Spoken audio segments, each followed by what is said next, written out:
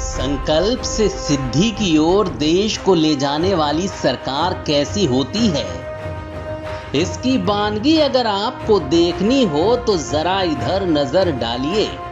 ये वो वेंटिलेटर है जो न जाने कितने ही कोरोना से पीड़ित लोगों की जान बचाएगा और कोरोना के बाद भी बीमार लोगों की सेवा करता रहेगा। अब ऐसा भी नहीं है कि हमारे देश का ये पहला वेंटिलेटर है। बीते 70 सालों का रिकॉर्ड अगर खंगालें तो हमारे देश में 47,000 वेंटिलेटर ही हैं। लेकिन अब पीएम केयर्स फंड से एक साथ 50,000 नए वेंटिलेटर आ गए हैं। यानी एक साथ देश की क्षमता दोगुने से ज्यादा हो गई है।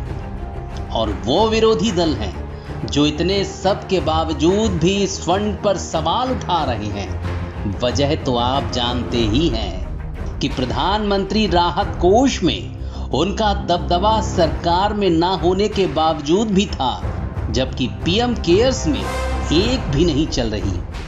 पीएम केयर्स पर सवाल कई हैं, तो चलिए उन सवालों के जवाब भी दे देते हैं। सवाल नंबर 1, पीएम केयर्स फंड क्या है और ये कैसे पीएमएनआरएफ से अलग है?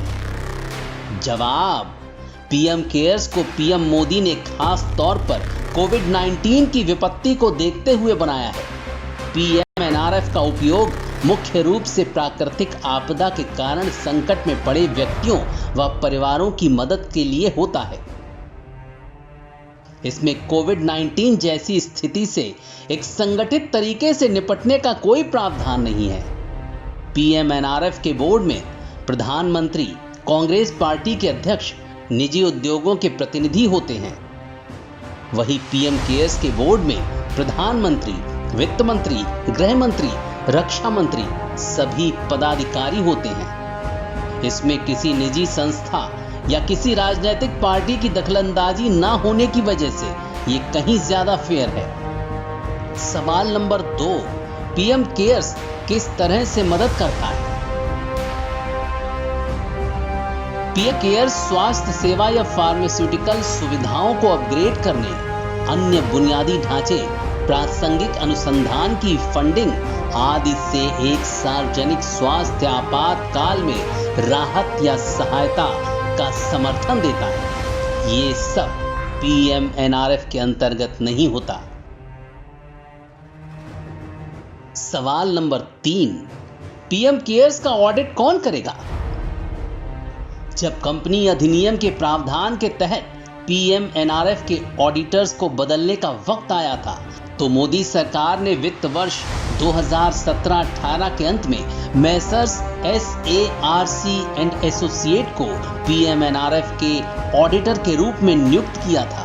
पीएमएनआरएफ का ऑडिट साल 2018-19 से मेसर्स SARC एंड एसोसिएट कर रही है। यही कंपनी अब पीएम केयर्स का भी ऑडिट करेगी। सवाल नंबर 4 और सबसे बड़ा सवाल भी, पीएम केयर्स फंड का पैसा कहां इस्तेमाल हो रहा है? पीएम केयर्स फंड के इस्तेमाल को लेकर the centre for disease dynamics, economics and policy की रिपोर्ट में खुलासा हुआ है कि इस फंड से 2000 करोड़ रुपए 50,000 मेड इन इंडिया वेंटिलेटर के लिए दिए गए, 1000 करोड़ रुपए प्रवासियों के कल्याण के लिए दिए गए और 100 करोड़ रुपए वैक्सीन बनाने के लिए दिए गए।